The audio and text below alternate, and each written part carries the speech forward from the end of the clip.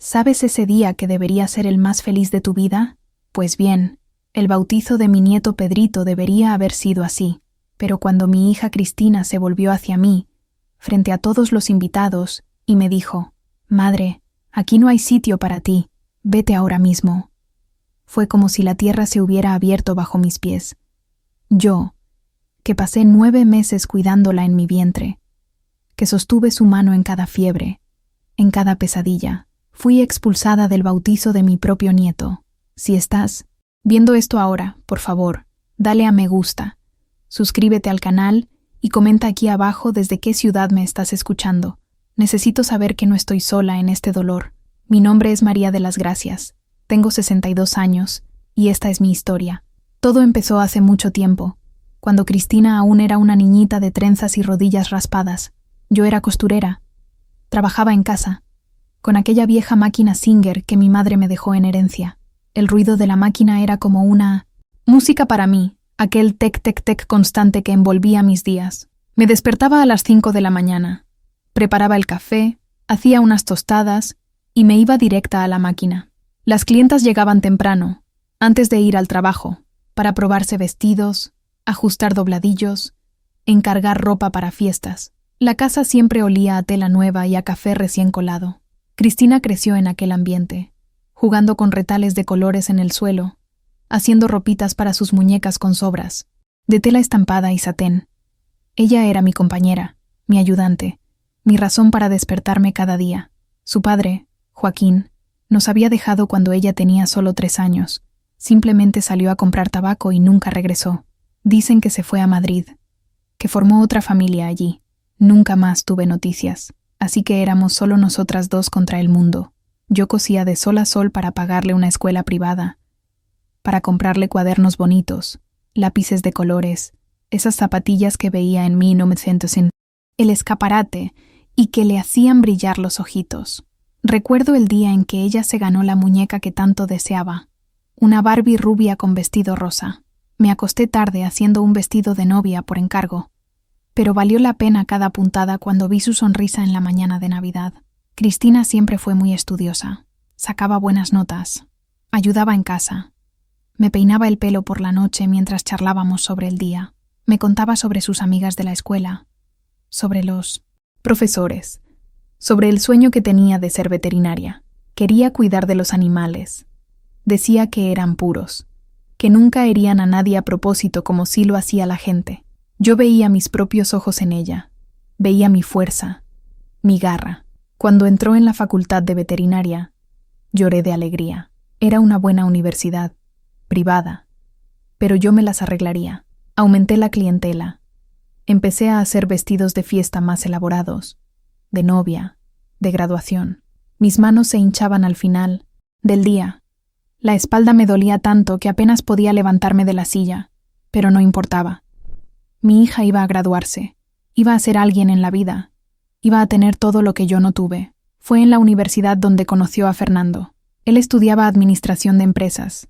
Era un año mayor, alto, de ojos claros, con una sonrisa fácil. Recuerdo la primera vez que vino a casa. Llevaba una camisa blanca bien planchada, pantalones vaqueros oscuros y zapatos de vestir. Me estrechó la mano. Con firmeza, me llamó Doña María con respeto. Me pareció un buen muchacho. Fueron novios durante los 4 años de carrera. Fernando venía siempre por aquí. Cenaba con nosotros los domingos. Me ayudaba a cargar los pesados rollos de tela cuando llegaban de la tienda. Era cariñoso con Cristina, educado conmigo. Parecía que de verdad la quería. Pero yo notaba algunas cosas pequeñas. Su madre, Doña Teresa, nunca vino a visitarme. Ni una sola vez en 4 años. Fernando siempre ponía excusas. Decía que estaba muy ocupada, que tenía problemas de salud, que era tímida. Cuando Cristina se graduó, hicimos una fiesta aquí mismo en casa. Invité a las vecinas, a las clientas, preparé aperitivos y la semana entera. La casa se llenó. Todo el mundo abrazaba a mi hija. Se tomaba fotos con ella en la toga. Fernando estaba allí, sonriente, pero su familia no apareció, ni su madre, ni su padre, ni los hermanos que decía tener. Cristina se puso triste. Me di cuenta. pero lo disimuló bien. 6 meses después de la graduación, Fernando le pidió matrimonio. Fue un sábado por la noche. Él preparó una cena en su apartamento, puso velas, música romántica. Cristina llegó a casa tarde con los ojos rojos de tanto llorar de alegría, mostrándome el anillo. Era sencillo, una alianza de oro blanco con un pequeño brillante, pero para ella valía más que todos los tesoros del mundo. Los preparativos de la boda fueron intensos. Fui yo quien hizo su vestido, claro. Pasé 3 meses trabajando en ese vestido, eligiendo cada detalle, cada bordado, cada perla. Era de satén blanco, con una cola larga, manga larga de encaje. Cuando se lo probó por primera vez, completo, con el velo y todo, no pude contener las lágrimas. Mi niña estaba preciosa, radiante, feliz, pero la familia de Fernando seguía distante. Doña Teresa llamó una vez, dijo que ayudaría con los gastos, mandó un cheque generoso, pero no vino a elegir las invitaciones, no vino a probar la comida, no participó en nada. Intenté hablar con Cristina sobre esto, pero ella siempre evitaba el tema. Decía que era normal, que su familia era diferente, más reservada. La boda fue pequeña, en la iglesia del barrio, con una fiesta sencilla en el salón de la comunidad. La familia de Fernando ocupó solo 2 mesas, eran pocos, y se quedaron entre ellos todo el tiempo. Doña Teresa llevaba un vestido carísimo, joyas brillantes, un perfume que se podía oler desde lejos. Saludó a Cristina con frialdad, solo un abrazo rápido, sin calidez. Me miró como quien mira a un mueble viejo que estorba. Después de la boda, las cosas comenzaron a cambiar. Cristina consiguió trabajo en una clínica veterinaria grande. Fernando estaba trabajando en la empresa de su padre. Alquilaron un apartamento bonito, en un barrio mejor que el nuestro. Las visitas se fueron espaciando. Antes venía todos los fines de semana. Luego pasó a ser quincenal, después mensual. Cuando llamaba, su voz sonaba diferente, menos espontánea, más medida. Yo preguntaba si todo estaba bien. Ella decía que sí, que solo estaba cansada del trabajo, pero yo sentía que algo andaba mal. Una madre siempre lo siente. 1 año después de la boda, me llamó llorando de felicidad. Estaba embarazada. Grité de alegría y empecé a hacer planes de inmediato. Iba a hacer todo el ajuar, iba a bordar pañales, iba a tejer mantitas, iba a ser la abuela más presente del mundo. Fernando se alegró también. Me llamó para darme las gracias. Dijo que el bebé tendría mucha suerte de tenerme como abuela. El embarazo fue tranquilo. Yo visitaba a Cristina todas las semanas. Llevaba comida. Ayudaba con la decoración de la habitación. El bebé era un niño. Lo llamarían Pedro. Pedrito. Bordé su nombre en una mantita azul clara, con patitos amarillos en el borde. Pasé horas en ese bordado. Cada letra hecha con tanto amor que mis manos temblaban. Pero doña Teresa estaba cada vez más presente. Ella fue quien eligió la cuna, el carrito, la decoración del cuarto. Ella fue quien pagó el ajuar entero, todo de marca, importado. Ella fue quien organizó el baby shower, en un lugar caro, con gente que yo no conocía. Yo fui, por supuesto, pero me sentí fuera de lugar todo el tiempo. Sus amigas, todas bien vestidas, me miraban con curiosidad, como si yo fuera una pieza de museo. Cristina estaba cambiando. Usaba ropa diferente, hablaba diferente, hasta su forma de andar parecía otra, más rígida, más formal. Cuando Pedrito nació, fue la cosa más hermosa del mundo. Yo estaba allí en el hospital. Sostuve a mi nieto en mis brazos. Sentí ese olor a bebé, esa piel suave, pero doña Teresa también estaba allí, y me quitó al bebé de los brazos después de solo 5 minutos, diciendo que necesitaba mamar. Los primeros meses fueron difíciles. Yo intentaba visitar, pero siempre había algún impedimento. Cristina estaba cansada, el bebé estaba durmiendo, Fernando estaba trabajando en casa. Doña Teresa, por otro lado, estaba allí todos los días. Ella era quien lo bañaba, le cambiaba el pañal y lo acunaba cuando lloraba. Cuando llegó la invitación del bautizo, me alegré. Finalmente iba a poder participar en algo importante en la vida de mi nieto. La invitación era bonita, en papel especial, con letras doradas. La ceremonia sería en una iglesia grande, en una parroquia elegante del centro. Me hice un vestido nuevo. azul marino, discreto pero elegante. Compré un regalo especial, para Pedrito, una medallita de oro de San Pedro. El día del bautizo, me levanté temprano. Me arreglé el pelo en el salón. Me puse un perfume suave. Estaba nerviosa, pero feliz. Llegué a la iglesia media hora antes. Quería asegurarme un buen sitio. La iglesia era hermosa, toda de mármol claro, con vidrieras de colores que hacían que la luz del sol entrara en tonos azules y rojos. La gente fue llegando, todos muy bien vestidos, conversando en voz baja. Me senté en uno de los bancos del medio, guardando sitio a mi lado por si aparecía alguna vecina. Pero nadie que yo conociera estaba allí. Eran todos amigos de la familia de Fernando, colegas de trabajo, gente de la alta sociedad. Cristina llegó con Pedrito en brazos, preciosa con un vestido color crema, el bebé con un trajecito blanco todo de encaje. Se me encogió el corazón de amor. Me levanté para ir a saludarla, pero ella pasó de largo junto a mí, como si fuera invisible.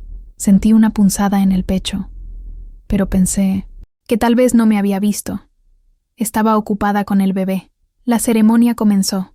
El cura habló sobre la familia, sobre el amor, sobre las responsabilidades de los padrinos.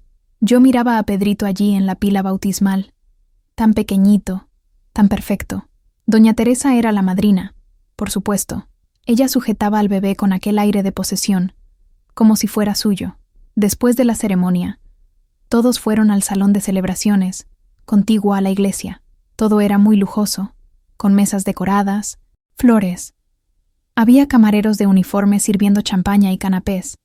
Entré despacio, buscando a mi hija con la mirada. Fue entonces cuando la vi venir en mi dirección.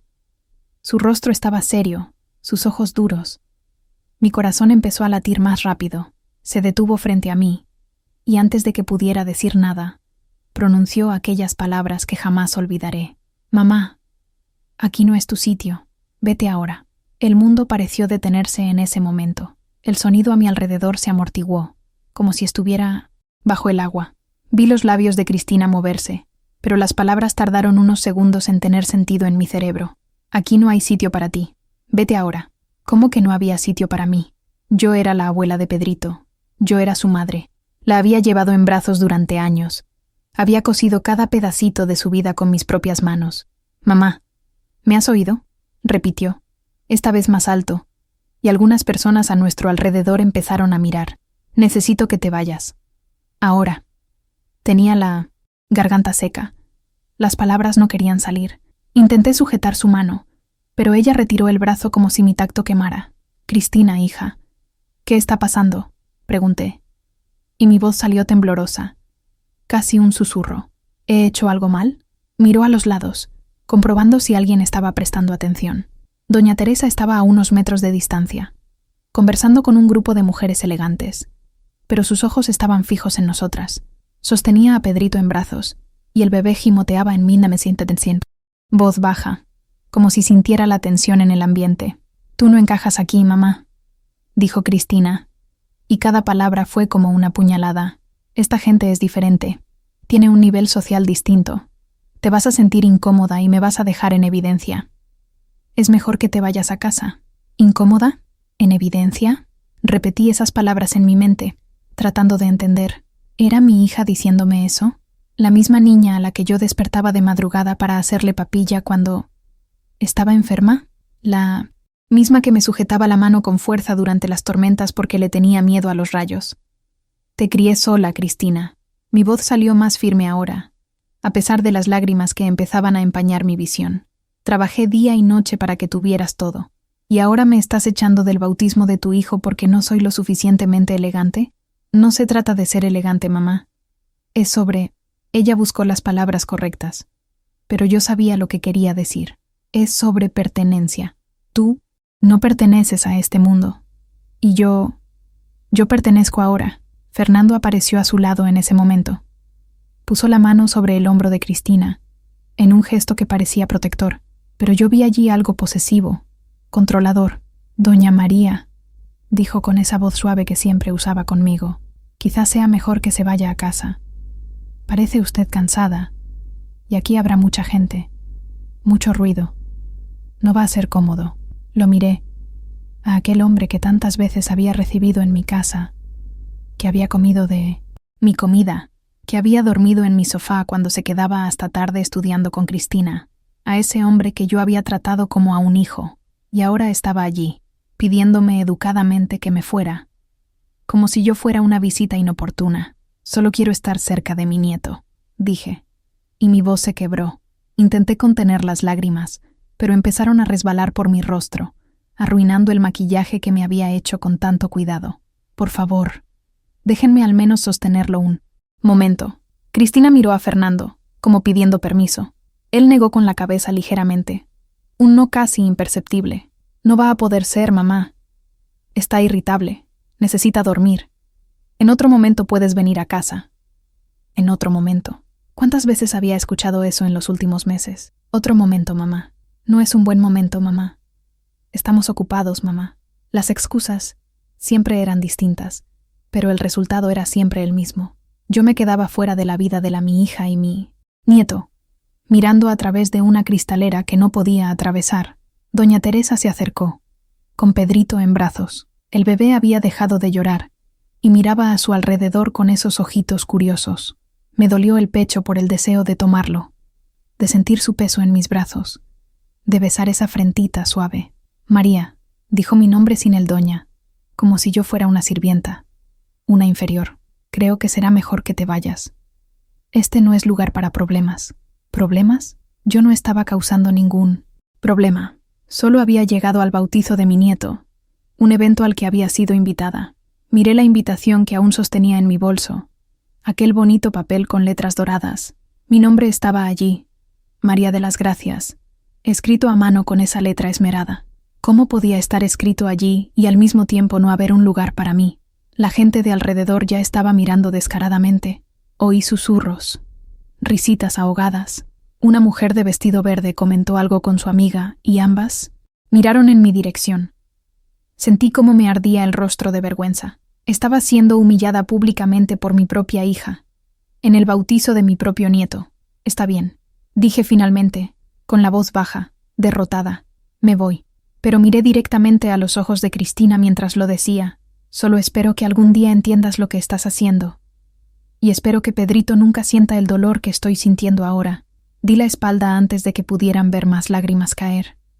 Caminé por el salón con la cabeza alta, aunque por dentro estuviera destrozada.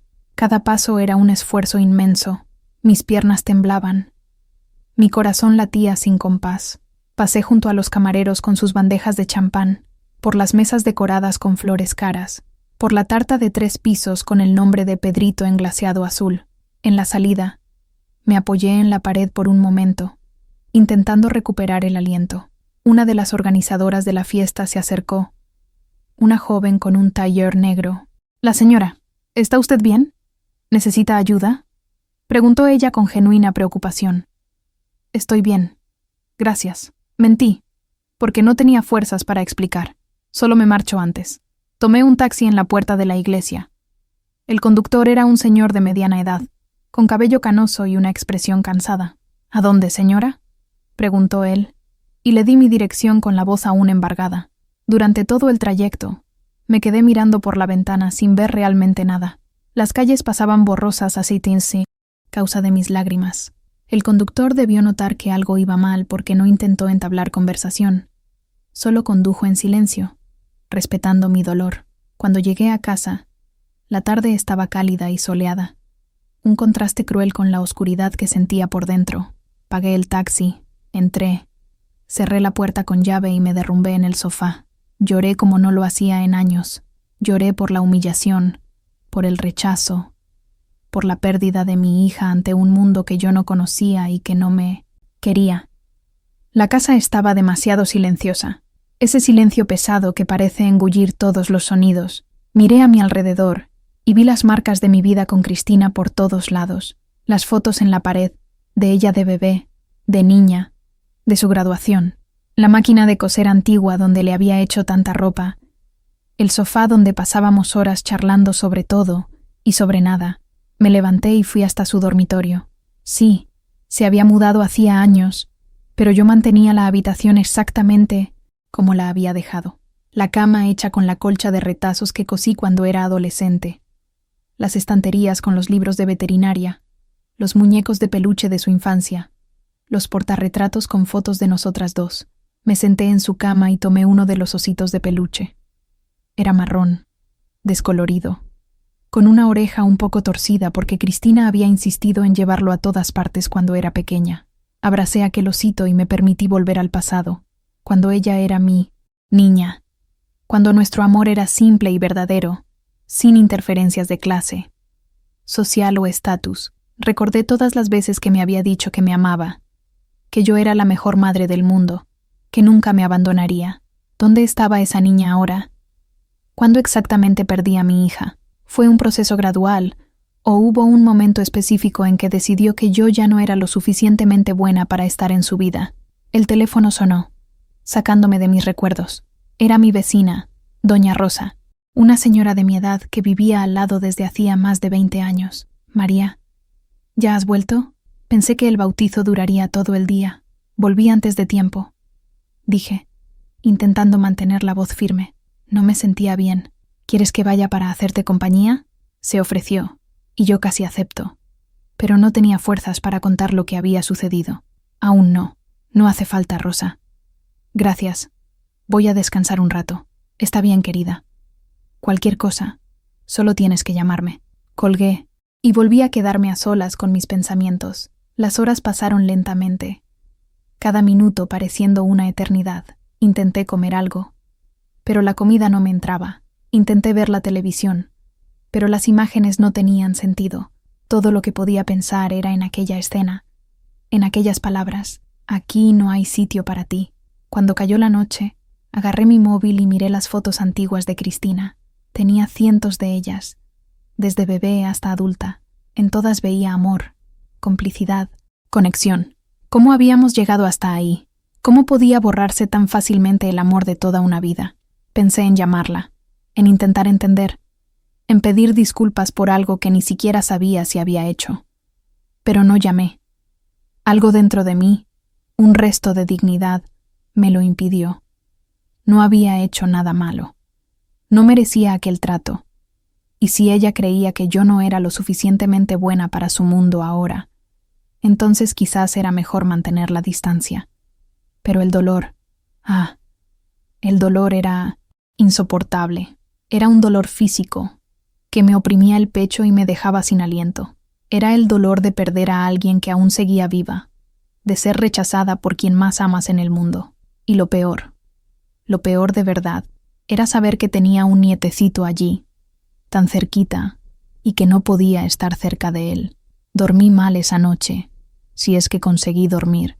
Me despertaba a cada hora, sudando, con pesadillas donde gritaba por Cristina pero ella no me oía, o donde sostenía a Pedrito y alguien lo arrancaba de los brazos. Pesadillas que eran casi tan terribles como la realidad.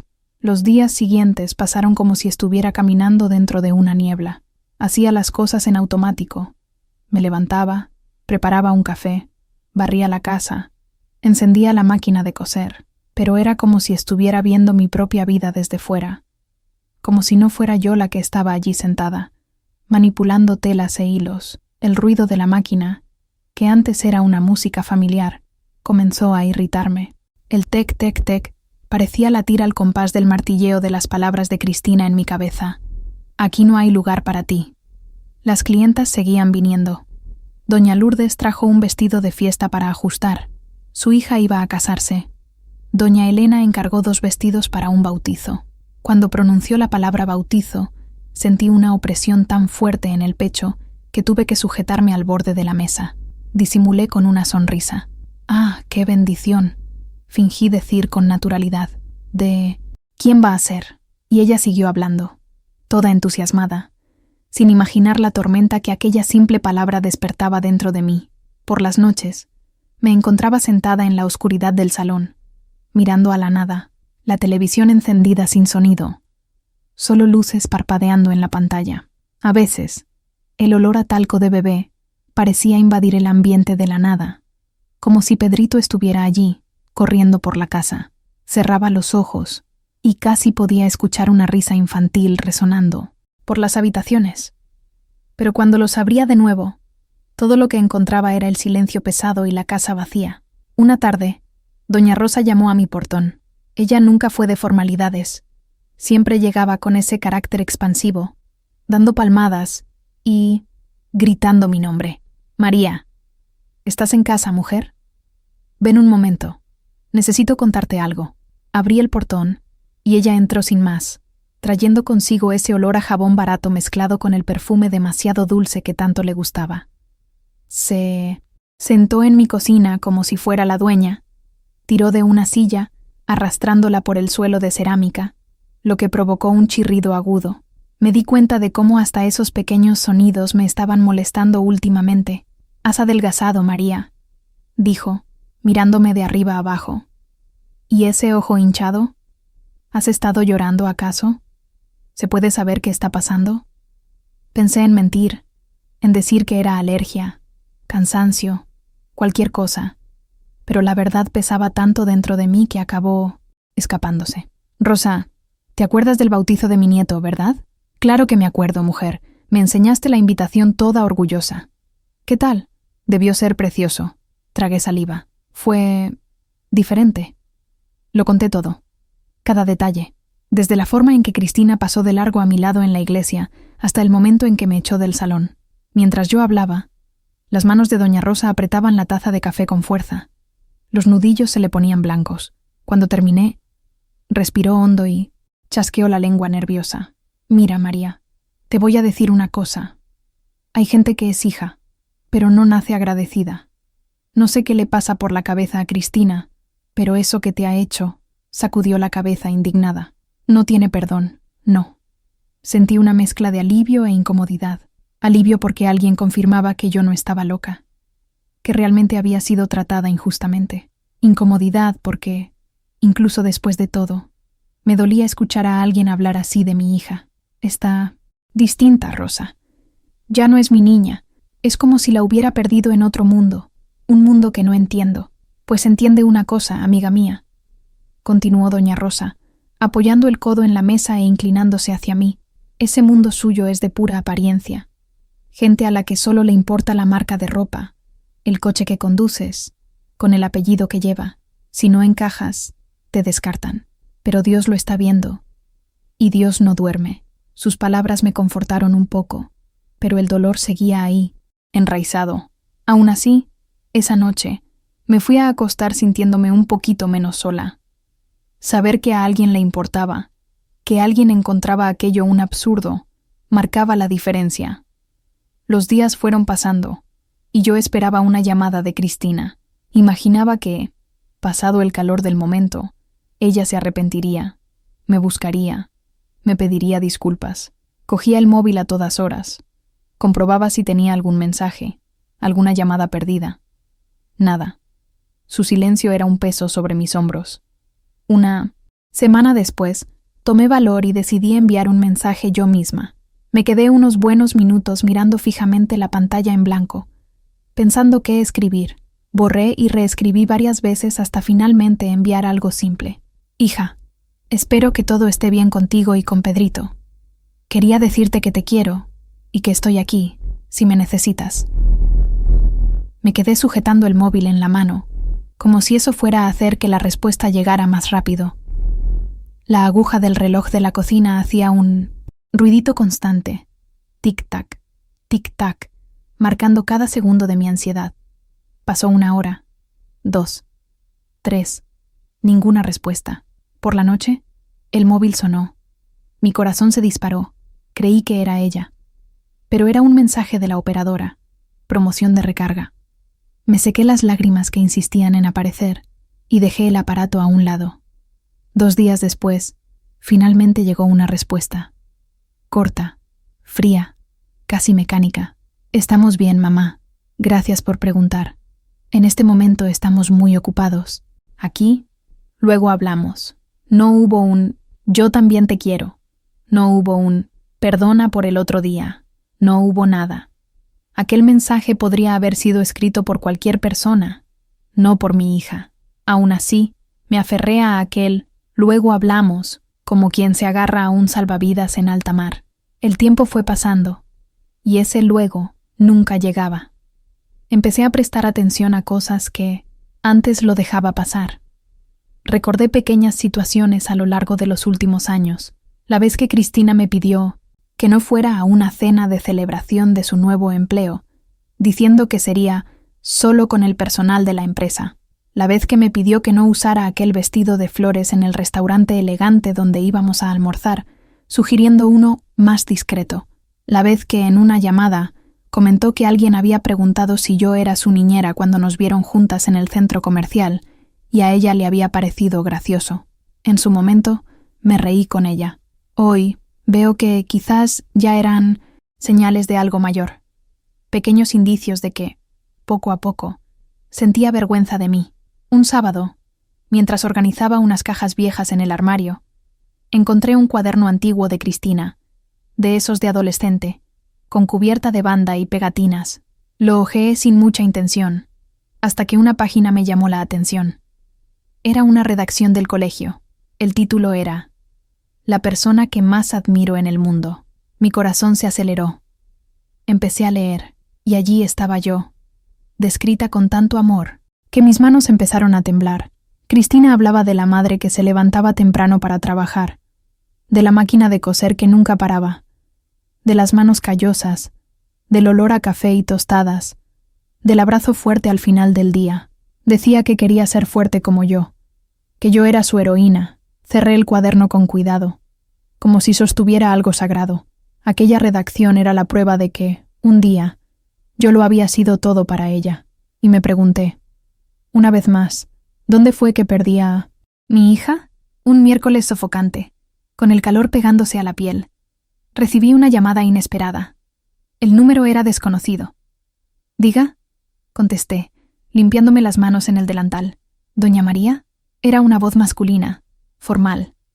«Soy Fabio, de la clínica donde trabaja Cristina». Se me heló el estómago al instante. «Cristina». «¿Ocurrió algo?», pregunté, imaginando ya 1000 desgracias.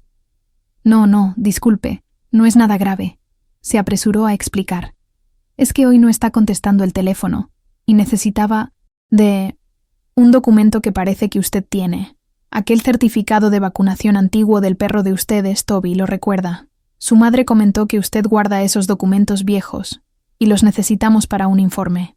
Respiré, un poco aliviada, un poco confusa. Sí, debía tener ese papel en alguna carpeta vieja. Fui buscándolo mientras hablaba. «¿Cristina está bien, entonces?». Él dudó medio segundo antes de responder. «Sí, lo está. Solo que anda algo estresada. Mucho trabajo. Ya sabe cómo es». Encontré la carpeta. Saqué la hoja medio amarillenta con un sello antiguo. «Sí, la encontré. Puedo llevarla a la clínica si es necesario». Él se alegró. «Si puede traerla hoy mismo, ayudaría muchísimo. Estamos hasta las 7». Colgué y me quedé parada en medio de la sala, sujetando aquel papel. Era una excusa perfecta para ver dónde trabajaba ella. Quizás incluso verla. ¿Quién sabe? Sentí un hilo de esperanza encenderse dentro de mí. Quizás, en un ambiente diferente a aquel bautizo, podríamos conversar. Me puse un vestido sencillo, pero me esmeré. Me recogí el pelo, me puse un labial claro, ese que Cristina siempre decía que me hacía parecer más joven. Tomé el autobús y fui hasta la clínica. Cuando llegué, me quedé impresionada. El lugar era grande, moderno, con fachada de cristal y un letrero iluminado. En la recepción, el olor era una mezcla de desinfectante suave con pienso y un ligero perfume cítrico. Había cuadros en las paredes con fotos de perros y gatos atendidos allí, todos felices, con lazos de colores. Una muchacha con bata blanca y el pelo recogido en una coleta me recibió con una sonrisa profesional. «Buenas tardes. ¿En qué puedo ayudarla?» Yo vine a traer un documento que me pidieron», dije, mostrando la hoja en la mano. «Es para Pablo, de parte de la doctora Cristina». Los ojos de la muchacha brillaron de reconocimiento. «Ah, sí. El informe del caso de Toby, ¿verdad? Un perrito mayor, si no me equivoco». Ella anotó algo en 1900. «Una libreta. La doctora Cristina está pasando consulta ahora. Si usted quiere, puedo entregárselo. Para Fabio y... ¿Será que ¿Será que podría hablar con ella un momentito? Pregunté, casi en un susurro. Soy su madre. La chica pareció sorprendida. Ah, claro, señora María, respondí, agarrando el asa de mi bolso, nerviosa. Ella sonrió. Voy a avisarle que está aquí. ¿De acuerdo? Siéntese allí un ratito. Me senté en uno de los bancos de espera, cerca de una señora que sostenía un gatito dentro de un transportín. El aire acondicionado dejaba el ambiente fresco, casi frío, contrastando con el calor de la calle. El sonido de pasos apresurados en el pasillo, el tintineo de collares, el ladrido ocasional de un perro más nervioso llenaban el espacio. Era un lugar vivo, lleno de movimiento. Mi corazón parecía seguir aquel murmullo. Cada vez que oía pasos acercándose, levantaba el rostro, esperando ver aparecer a Cristina. Unos minutos después, vi de lejos una figura, conocida en el pasillo. Bata blanca, cabello recogido en un moño impecable, portapapeles en la mano. Era ella. Sentí una opresión en el pecho. Venía caminando rápido, hablando con alguien a su lado, probablemente un compañero. Cuando se acercó a la recepción, la chica de antes señaló discretamente en mi dirección. Doctora, su madre está allí. Cristina se detuvo como si se hubiera topado con una pared invisible.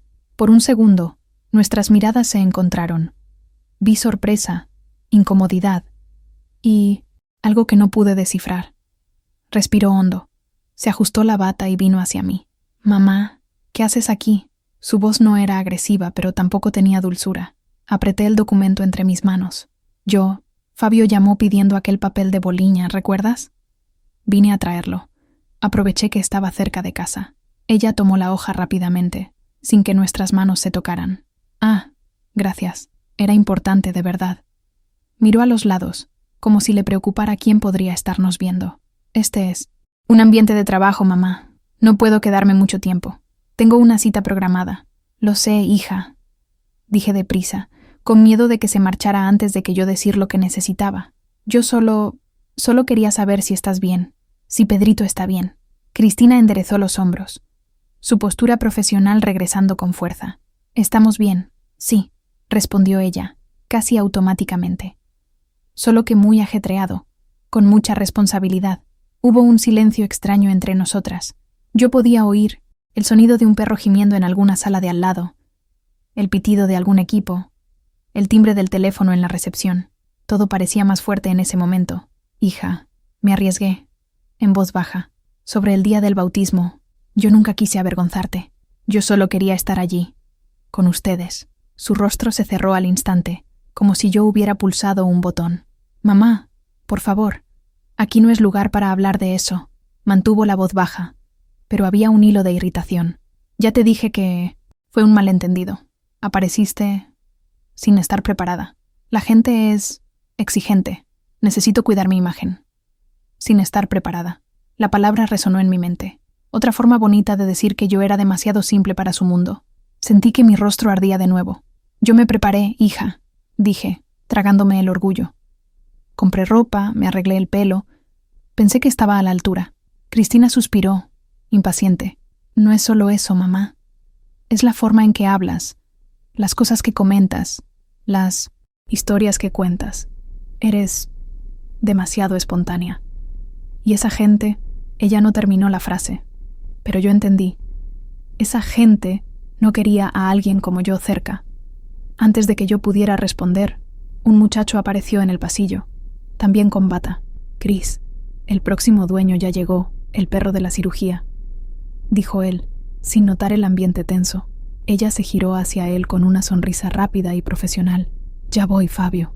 Cuando él se alejó, ella me miró de nuevo. Tengo que irme.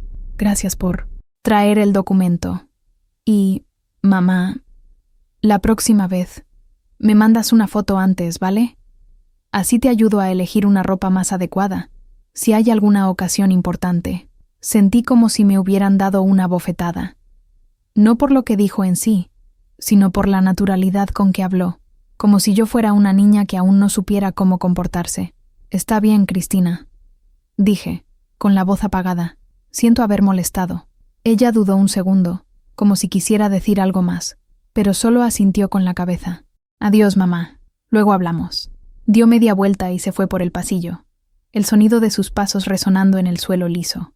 Me quedé mirando hasta que desapareció por una de las puertas, sintiendo como si cada paso la alejara más de mí. Salí de la clínica con un nudo en la garganta. El contraste del calor de la calle con el frío de dentro de la clínica me provocó incluso un ligero mareo.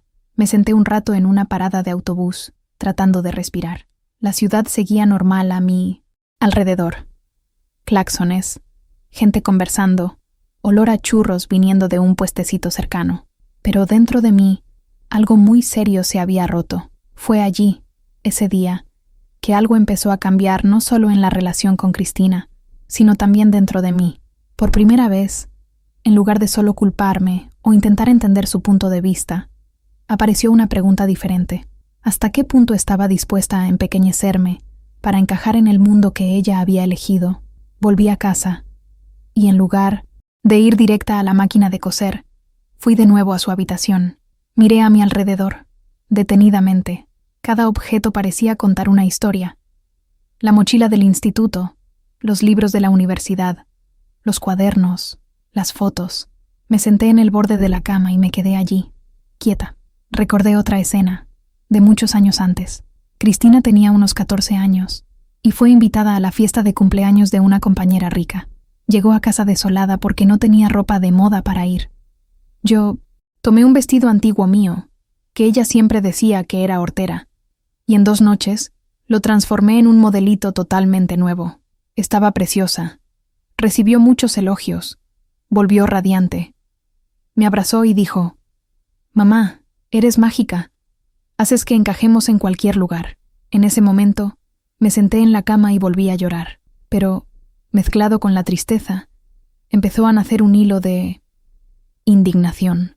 Poco a poco, me daba cuenta de que no era yo la que estaba equivocada. Yo había hecho lo mejor que pude, con lo poco que tenía. El problema no era mi sencillez. El problema era un mundo que hacía creer a mi hija que ser sencilla era motivo de vergüenza. Aún así, por mucho que esta conciencia comenzara a crecer, mi corazón seguía aferrado a una esperanza obstinada. La esperanza de que, en algún momento, Cristina recordara aquel trabajo de la escuela, las noches de fiebre, los vestidos que le cosí, el amor que siempre le di, y que eso fuera más fuerte que cualquier protocolo, cualquier ambiente elegante, cualquier mirada de reprobación como la de la señora Teresa. Mientras ese algún momento no llegaba, la vida continuaba. Yo me despertaba, hacía café, abría la ventana del salón y dejaba entrar el sol, intentando calentar un poco aquel vacío. La radio de la cocina ponía canciones antiguas y a veces alguna letra parecía hablar directamente conmigo, como si alguien la hubiera escrito para contar mi historia. Pero, junto con esos pequeños consuelos, también comenzaron a aparecer otras señales, pequeñas, casi invisibles, pero que, una vez que abres los ojos, ya no puedes ignorar. Fue una tarde de jueves, casi un mes después de aquella visita a la clínica, cuando sonó el teléfono. El número era desconocido de nuevo, y por un instante pensé en no contestar, pero algo me obligó a descolgar. «Diga, señora María». Era una voz femenina, joven, un poco dubitativa. «Mi nombre es Juliana. Trabajo en la clínica con Cristina. Nos vimos el otro día, cuando usted fue a llevar el documento». Recordé vagamente a una chica morena, con gafas, que estaba en recepción. «Sí, recuerdo. ¿Sucedió algo?». Ella suspiró al otro lado de la línea. «Mire, no sé si debería estar llamándola, pero creo que usted necesita saber algunas cosas. Cristina no sabe que estoy hablando con usted. ¿De acuerdo? Esto queda entre nosotras». Mi corazón se aceleró. «Hable. Por favor». Su voz se hizo más baja, como si miedo a ser escuchada. «Cristina está muy diferente. Aquí en el trabajo. Siempre fue dedicada y competente, pero últimamente está, ¿cómo puedo decirlo?, algo robótica. Atiende a los animales con eficiencia, pero ha perdido aquella pasión que tenía. Y hay algo más. Está siendo presionada por su suegra». «¿Por doña Teresa?», pregunté, sintiendo un escalofrío. «Eso es. Doña Teresa viene por aquí constantemente.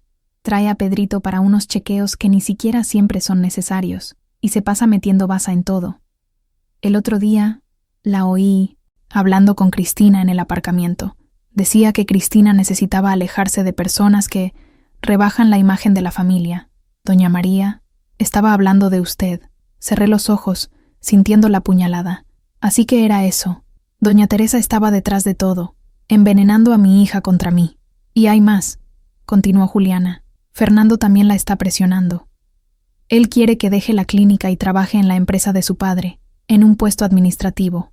Dice que veterinaria no es una profesión que esté a la altura para la esposa de un empresario.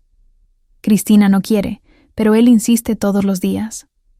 A veces la veo llorando a escondidas en el baño. Mi hija estaba sufriendo y yo ni siquiera lo sabía. Sentí una opresión en el pecho, una mezcla de rabia e impotencia. Juliana, gracias por contármelo. Pero, ¿por qué me está llamando? Porque aprecio a Cristina, doña María. Fue muy buena conmigo cuando entré aquí. Me enseñó muchísimas cosas. Y creo que se está perdiendo, a sí misma. Creo que necesita de usted, aunque todavía no lo sepa. Solo tenga cuidado con lo que vaya a hacer, ¿de acuerdo? Su situación es delicada. Colgué con la cabeza dándome vueltas. Todo empezaba a tener sentido ahora. Cristina no había cambiado sola. Estaba siendo moldeada, manipulada, presionada por todos lados. Y yo, que siempre fui su puerto seguro, había sido apartada justamente para que esa transformación ocurriera sin interferencias. Pasé el resto del día pensando en ¿qué hacer? ¿Será que debería ir allí? ¿Enfrentar a doña Teresa? ¿Hablar con Fernando? ¿Intentar rescatar a mi hija de ese matrimonio que parecía más una prisión? ¿Pero cómo? Cristina era adulta. Había tomado sus decisiones. Y si volvía a aparecer, solo podía empeorar las cosas. El sábado siguiente, la respuesta llegó de una manera que jamás esperé. Estaba en el mercado, comprando verduras para la semana, cuando vi una escena que me dejó helada. Allí, cerca del puesto de frutas, estaba Cristina, pero no estaba sola. A su lado, sujetándole la mano con intimidad, había un hombre que no era Fernando. Era más joven, debía tener unos 30 y pocos años, pelo semilargo, barba bien cuidada, ropa informal pero de marca. Conversaban en voz baja, y de vez en cuando él le tocaba la cara con ternura. Cristina sonreía, una sonrisa que hacía mucho tiempo que no veía. Una sonrisa verdadera, ligera, genuina. Me quedé paralizada detrás de una pila de cajas de tomate, observando. Compraron algunas cosas juntos. Él pagó, cogió las bolsas. Antes de irse, él la besó. No fue un beso de amigo, fue un beso de quien ama, de quien tiene intimidad.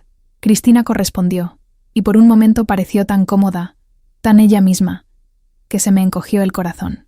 Cuando se separaron, cada uno por un camino diferente, me quedé allí parada, procesando lo que había visto. Mi hija estaba teniendo una aventura, engañando a su marido, y por muy mal que estuviera aquello, no podía juzgarla, porque en aquel breve momento había visto a la verdadera Cristina, no a aquella mujer tensa y controlada del bautizo, sino a mi niña, feliz y libre. Volví a casa con la cabeza hirviendo. ¿Debería contárselo a alguien? ¿Fingir que no lo vi?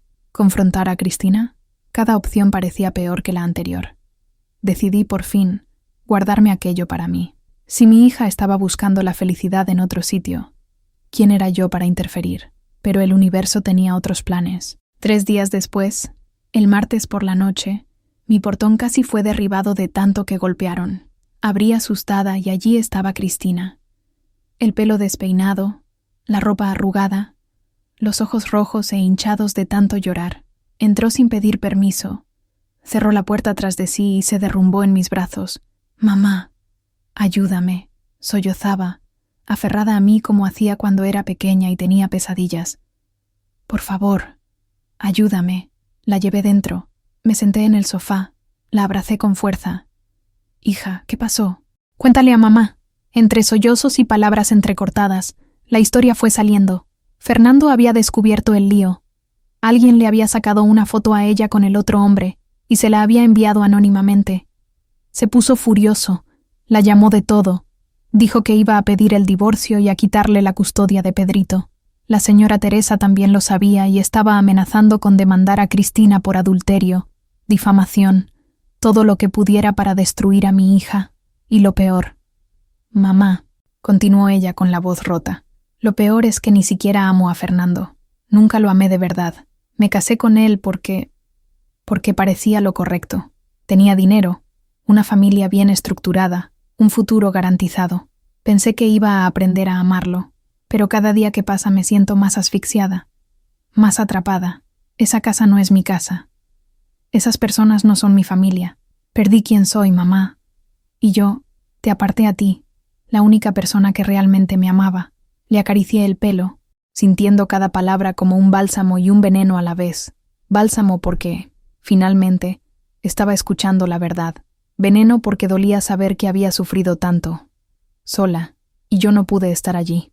¿Quién es el otro hombre, hija?, pregunté, sin juicio en la voz.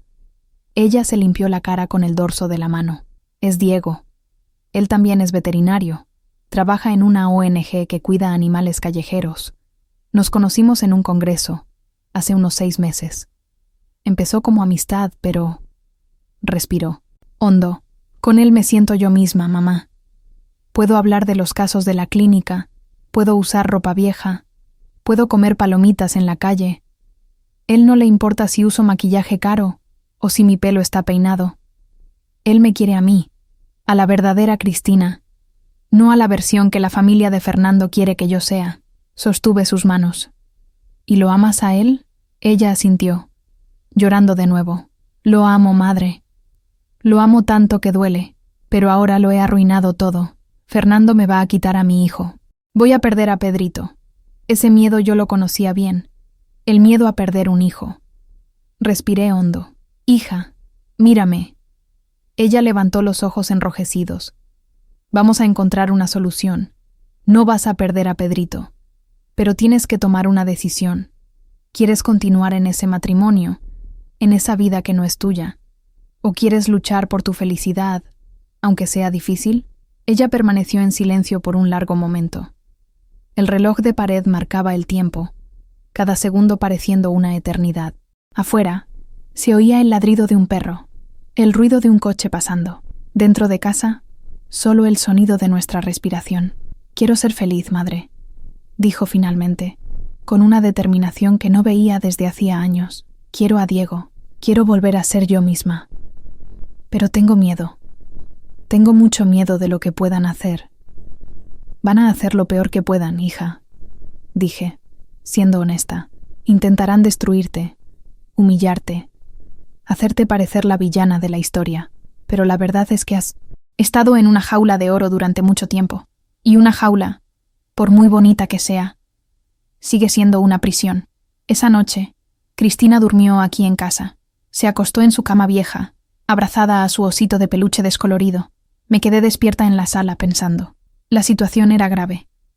Una batalla judicial por la custodia de Pedrito podía ser devastadora. Fernando tenía dinero, abogados caros, influencia. Nosotras teníamos... ¿qué? La verdad, el amor. ¿Pero sería suficiente? A la mañana siguiente, Cristina se despertó más tranquila. Desayunamos juntas, como hacíamos antes. Pan con mantequilla, café de cafetera, zumo de naranja recién exprimido. Comió despacio, saboreando cada bocado, como si estuviera redescubriendo los sabores. Mamá, dijo de repente, perdóname por todo, por el bautizo, por las cosas que dije, por haberme alejado de ti. Estaba tan ciega, tan perdida. Creí que necesitaba ser otra persona para ser feliz. Pero la persona que yo necesitaba ser siempre estuvo aquí. Señaló su pecho. Simplemente lo había olvidado. Le sostuve la mano sobre la mesa. Tú eres mi hija, Cristina. No importa cuántas veces te equivoques, cuántas veces te pierdas. Yo siempre estaré aquí, esperando que vuelvas a casa. Lloró de nuevo, pero esta vez eran lágrimas diferentes. Lágrimas de alivio, de un nuevo comienzo. Su teléfono empezó a sonar sin parar. Era Fernando, doña Teresa, incluso algunos amigos de la pareja. Apagó el dispositivo. Necesito un tiempo, para pensar, para ordenar mis ideas. Puedo quedarme aquí unos días, mamá. Puedes quedarte el tiempo que necesites. Esta es tu casa. Siempre lo ha sido y siempre lo será. Los días siguientes fueron intensos. Fernando envió mensajes amenazantes. Doña Teresa apareció aquí en la puerta, gritando, llamando a Cristina buscona, madre irresponsable. Tuve que pedirle que se fuera antes de llamar a la policía.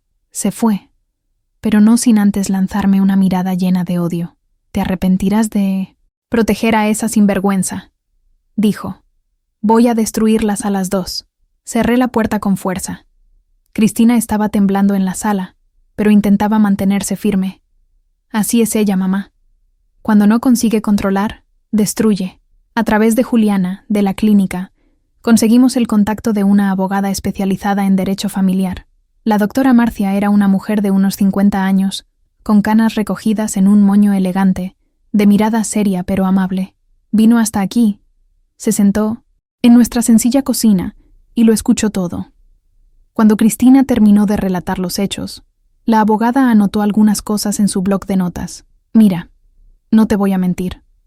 La situación es delicada. El adulterio complica las cosas, especialmente porque tienen un niño pequeño involucrado. Pero no es el fin del mundo. Lo más importante ahora es demostrar que eres una buena madre, que tienes condiciones para cuidar de Pedrito y que el ambiente con Fernando es tóxico. ¿Hay forma de probar esto? Cristina pensó. Hay mensajes, correos electrónicos. Fernando me controla, madre. Ella me miró. Revisa mi móvil. Me prohíbe salir sola. Decide hasta la ropa que me pongo.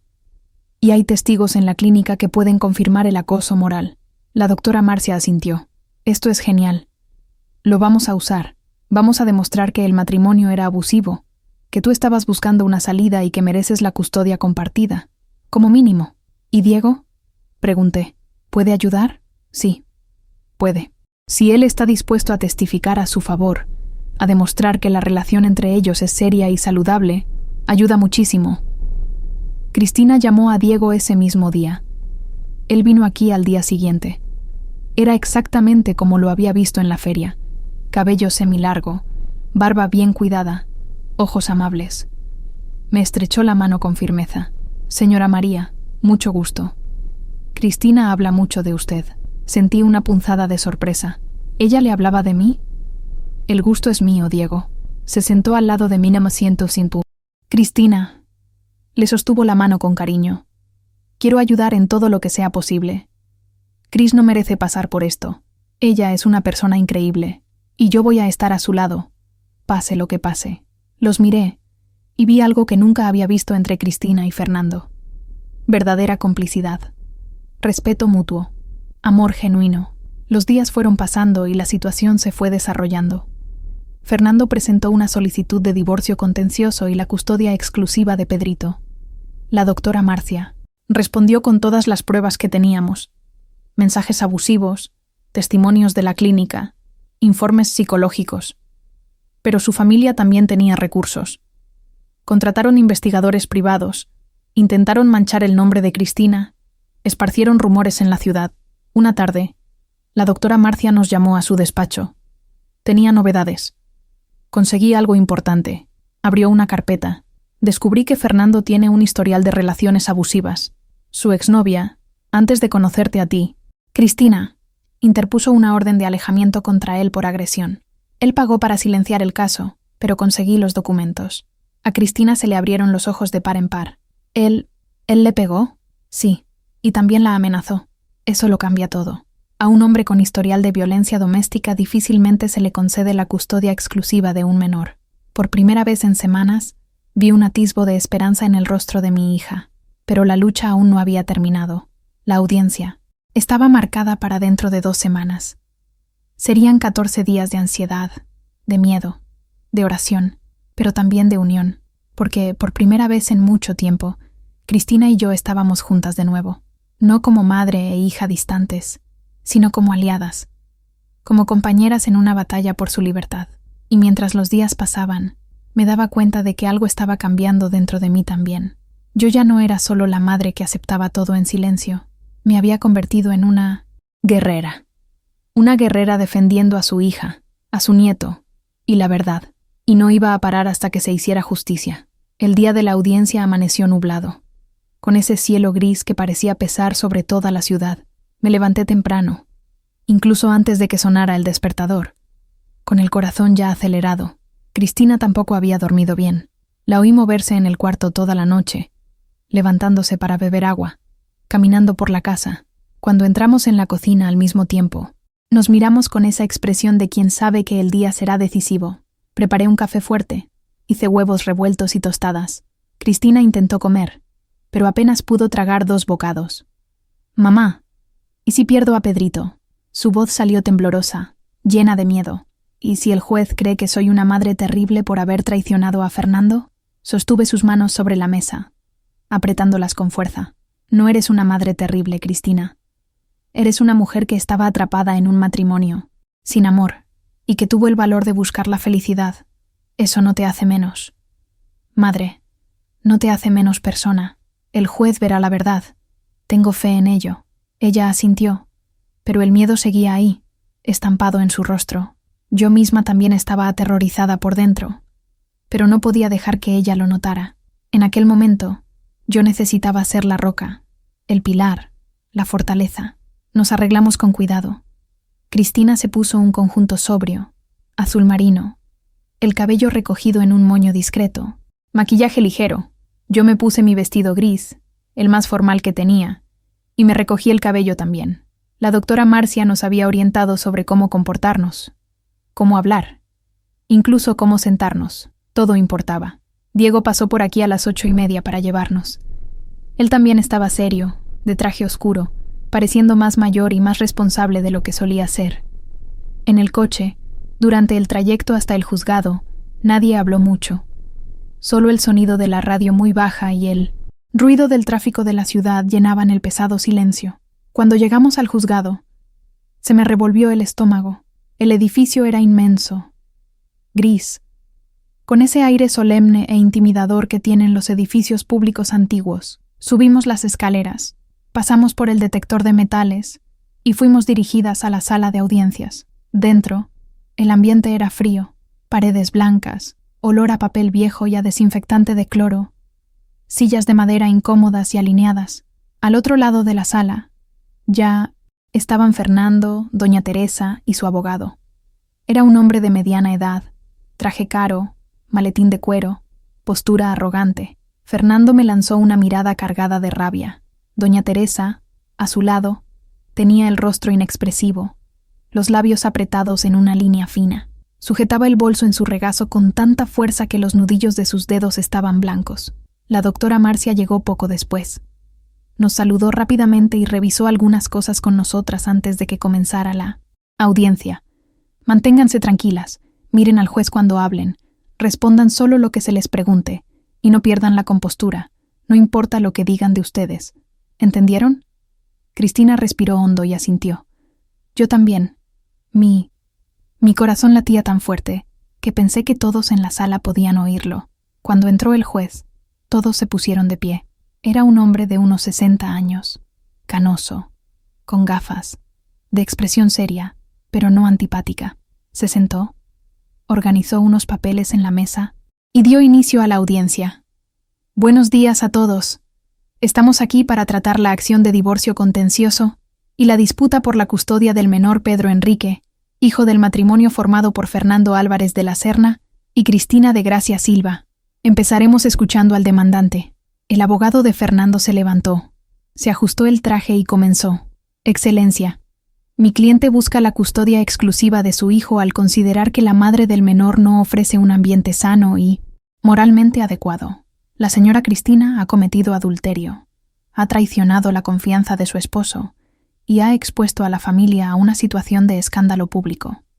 Además, ha demostrado inestabilidad emocional y un comportamiento inapropiado para la crianza de un niño. Cada palabra era como una piedra lanzada contra mi hija. Miré a Cristina y la vi apretar los labios, tratando de contener las lágrimas. Diego, sentado detrás de nosotros, estaba tenso, con los hombros rígidos. El abogado continuó, presentando fotos, mensajes e incluso testigos que juraron haber visto a Cristina en situaciones comprometedoras. Era un intento claro de destruir su imagen. Llamaron a declarar a la señora Teresa. Se levantó, caminó hasta el lugar indicado con gran solemnidad y habló con voz firme. llena de veneno disfrazado de preocupación. Excelencia, yo, como abuela del niño, solo quiero lo mejor para él. Lamentablemente, mi nuera hizo una pausa dramática. Mi exnuera, debo decir, no ha demostrado tener el carácter adecuado para cuidar de un niño. Abandonó a mi hijo, está viviendo con otro hombre y ha expuesto a mi nieto a un ambiente de inmoralidad. Sentí que la rabia me subía, pero me contuve. La doctora Marcia me había advertido que esto iba a suceder. Era parte de su juego sucio.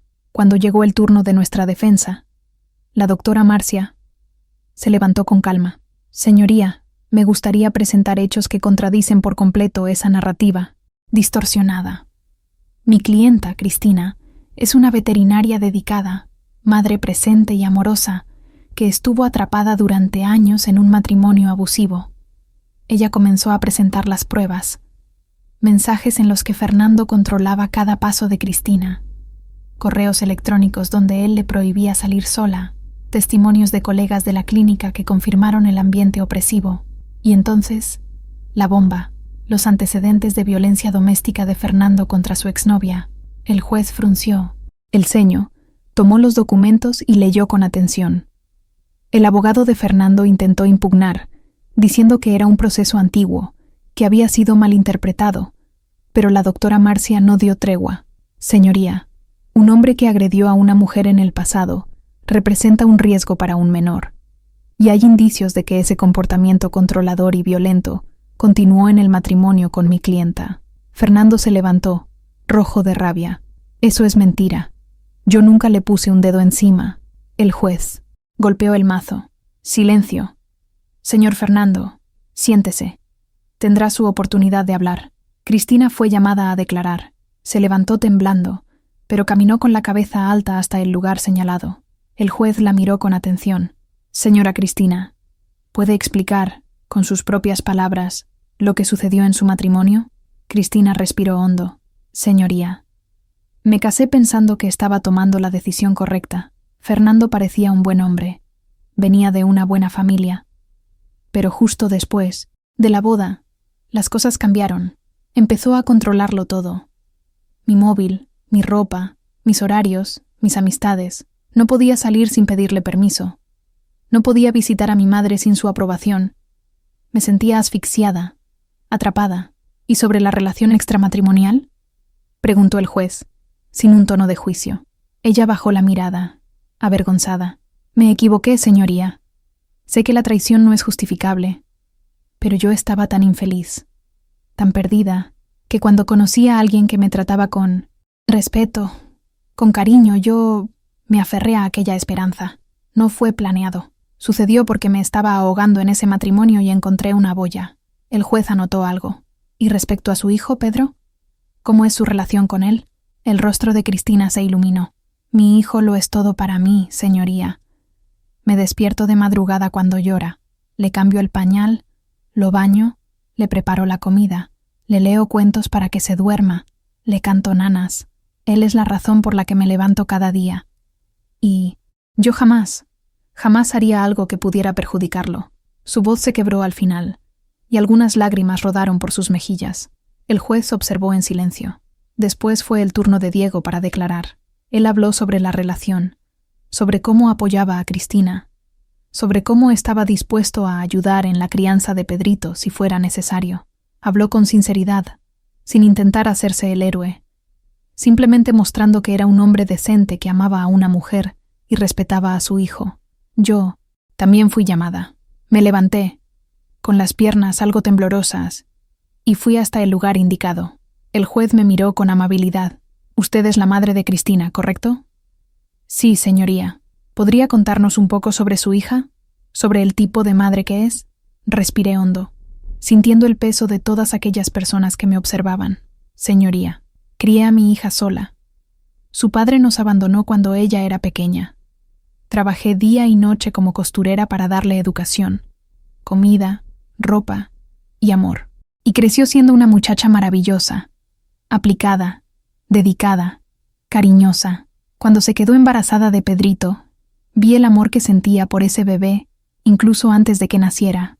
Preparó cada detalle de la habitación, leyó libros sobre maternidad, hizo planes, y cuando nació, se convirtió en la madre más dedicada que jamás he visto.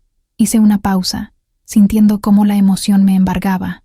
Y sí, cometió un error. Engañó a su marido. Pero, ¿quién no se equivoca, señoría? ¿Quién puede tirar la primera piedra? Mi hija estaba en un matrimonio que la estaba destruyendo por pocos, y ella buscó una salida. Quizás no de la manera más correcta, pero la buscó.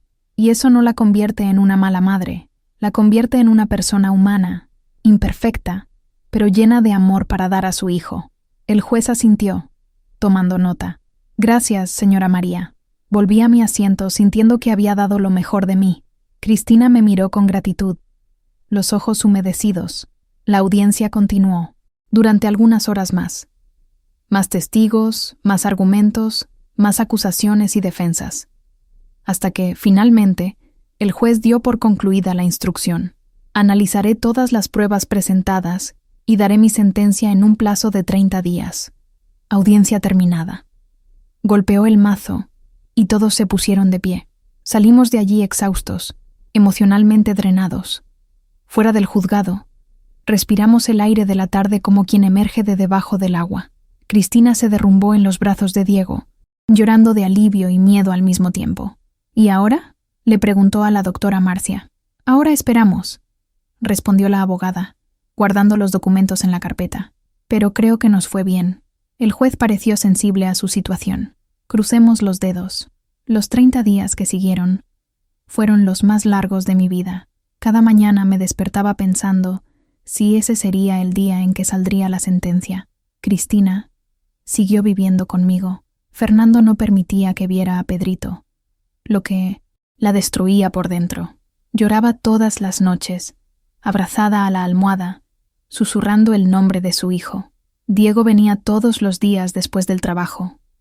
Traía comida, le hacía compañía, intentaba animar a Cristina. Él era paciente, amoroso, y poco a poco fui viendo que aquel hombre era realmente bueno. No era como Fernando, que llevaba una máscara de perfección. Diego era genuino, con defectos y virtudes, pero sobre todo, verdadero. En el 28º día de espera, sonó el teléfono. Era la doctora Marcia. Cristina, la sentencia ha salido. ¿Pueden venir a la oficina? Fuimos corriendo, Cristina, Diego y yo. En el camino nadie hablaba. Solo rezábamos en silencio, cada uno a su manera, pidiendo justicia. En el bufete, la doctora Marta nos recibió con una sonrisa cansada, pero no triste. Nos sentamos y ella abrió el documento oficial. El juez dictaminó la custodia compartida. Cristina soltó un grito ahogado, llevándose las manos a la boca. La abogada continuó. Usted se quedará con Pedrito de lunes a miércoles y Fernando de jueves a domingo, en un sistema de rotación semanal. Además, el juez determinó que Fernando asista a terapia como condición para mantener la custodia, debido a su historial de comportamiento controlador, y él no puede impedir sus visitas ni dificultar la convivencia entre madre e hijo. No era la custodia exclusiva que queríamos, pero era mucho más de lo que teníamos antes. Era la oportunidad para Cristina de estar presente en la vida de su hijo. Era libertad, era justicia, aunque imperfecta. Cristina lloró, pero esta vez de alivio. Yo también lloré, abrazando a mi hija con fuerza. Diego nos abrazó a las dos, y allí, en aquel despacho sencillo, los tres formamos una verdadera familia. Los meses que siguieron fueron de reconstrucción. Cristina volvió a trabajar en la clínica, esta vez con más pasión que nunca. Ella y Diego se mudaron a un apartamento pequeño, pero acogedor, cerca de mi casa. Cada vez que Pedrito se quedaba con ella, yo estaba allí, siendo la abuela que siempre quise ser. Lo bañaba, le contaba cuentos, le preparaba papilla, y el niño, incluso siendo tan pequeño, parecía feliz, sonreía, jugaba, llamaba mamá y abuela con esa voz dulce de bebé. Fernando siguió siendo difícil, pero la decisión judicial lo limitaba. Doña Teresa, por su parte, se fue alejando poco a poco. Creo que se dio cuenta de que había perdido el control sobre la vida de su hijo y, consecuentemente, sobre la de su nieto. Un día, sentadas en mi cocina, Cristina y yo conversábamos mientras Pedrito dormía en su carrito a nuestro lado. Ella me miró y dijo, con voz serena, «Madre, Gracias por no haber desistido de mí, incluso cuando te lastimé, te aparté, te avergoncé, te quedaste, siempre te quedaste. Le tomé la mano, de ella. Hija, una madre no se rinde, una madre jamás abandona. Puede demorarse, puede doler, pero siempre estamos ahí, porque el amor de madre es justamente eso, es incondicional, incluso cuando duele. Hoy, cuando miro hacia atrás, veo cuánto hemos crecido. Aprendí que a veces necesitamos dejar que la gente se pierda para que puedan encontrar el camino de regreso. Cristina aprendió que las apariencias y el estatus no valen nada si pierdes quién eres en el proceso. Y las dos aprendimos que la verdadera familia no es la que te acepta solo cuando estás perfecta, sino la que te abraza precisamente cuando estás rota. Si usted me está escuchando ahora y está pasando por algo parecido, quiero que sepa, no se rinda, ni consigo misma, ni con quien ama. Las tormentas pasan, las heridas cicatrizan, y el amor verdadero, siempre encuentra una manera de vencer. Yo soy María de Gracia, tengo 62 años, y esta es mi historia de dolor, de pérdida, pero por encima de todo, de un nuevo comienzo. Gracias por haberme escuchado hasta aquí. Y recuerden, nunca es tarde para volver a casa, nunca es tarde para el amor.